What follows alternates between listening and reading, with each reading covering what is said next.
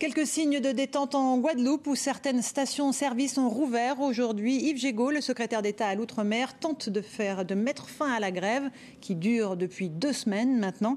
Les Guadeloupéens protestent contre la faiblesse de leur pouvoir d'achat. Les produits qu'ils consomment sont en effet 30% plus chers qu'en métropole. Sur place, reportage Marc de Chevigny, Renaud Villain. Affluence record ce matin dans l'une des seules supérettes ouvertes à Pointe-à-Pitre. Les denrées sont rares, il ne reste presque plus d'huile. Elle est pourtant chère, même en promotion. 1,60 € le litre, environ 60% plus cher qu'en métropole. Et encore. Notre huile, c'est la moins chère que vous allez trouver en Guadeloupe. 1,60 €. C'est vrai, la Guadeloupe, c'est trop cher. Mais je dis qu'il faut être millionnaire pour vivre ici. L'explication, c'est que 90% des produits sur ces linéaires sont importés, y compris l'huile donc.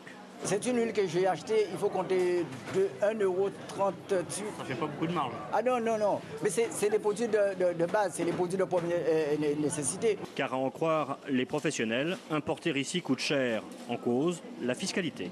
Pour importer un gin comme ça en Guadeloupe, eh bien, il faut compter pour le transport uniquement déjà 30% plus l'octroi de mer. Qui est autour de 14%. L'octroi de mer, une taxe propre aux Antilles, unanimement décriée car elle porte sur le stock et non sur le chiffre d'affaires. Yves Jégo, le secrétaire d'État à l'Outre-mer, est arrivé hier sur l'île avec, semble-t-il, l'intention de s'attaquer à la spéculation. J'ai le sentiment que sur un certain nombre de sujets, il y a des dérives qui sont incompréhensibles et que sur un certain nombre de sujets, il y a des exagérations qui ne sont pas acceptables. Alors nous avons les outils de l'État, du contrôle, de la répression.